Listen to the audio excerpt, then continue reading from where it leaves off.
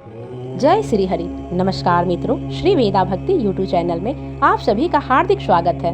ज्येष्ठ मास महात्म्य कथा अध्याय 17 एकादशी व्रत वर्णन।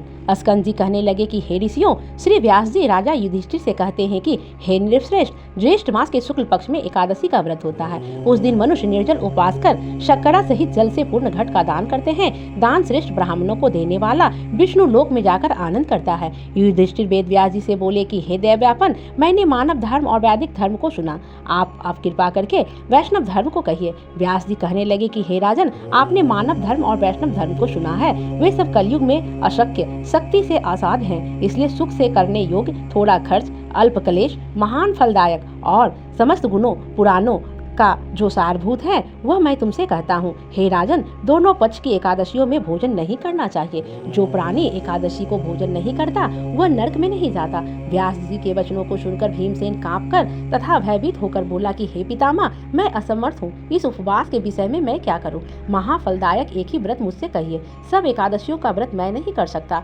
व्यास जी बोले कि हे भीमसेन, वृष या मिथुन के सूर्य होने पर ज्येष्ठ मास की शुक्ल पक्ष की जो एकादशी होती है उस दिन प्रयत्न पूर्वक जल रहित उपवास करना चाहिए। स्नान और आचमन के जल को छोड़कर विद्वान पुरुष अन्य जल का ग्रहण ना करे, अन्यथा जल का ग्रहण करने से व्रत भंग हो जाता है। विद्वान सूर्योदय से सूर्योदय तक जल का त्याग करे तो बिना प्रयास से एकादशी के व्रत का श्रेष्ठ फल उसको मिलता है। फिर द्वादशी को प्रातःकाल स्नान करे और ब्राह्मणों को विधि पूर्वक जल और सुवर्ण का दान देवे। इस प्रकार जितेंद्रिय कृत्य कृत्य होकर ब्राह्मणों के साथ भोजन करे। इस प्रकार व्रत करने से जो पुण्य होता है उसे मुझे जनार्दन भगवान ने कहा है। ज्येष्ठ मास की शुक्ल पक्ष की एकादशी के दिन जल रहित निर्जल उपवास का जो फल होता है उसको हे भीमसेन तुम सुनो। समस्त दान देने से जो पुण्य, सब तीर्थों में स्नान करने से जो पुण्य, समस्त हवनादि करने से जो फल होता है वह पुण्य ज्येष्ठ शुक्ल एकादशी के दिन उपवास करने से हो जाता है। हे विकोदर, वर्ष के अंदर शुक्ल तथा कृष्ण पक्ष की जितनी एकादशी होती है वह सब उपवास करने योग्य है, इसमें कोई संदेह नहीं है। वे सब एकादशी धन, धान्य, पुण्य, दौत्र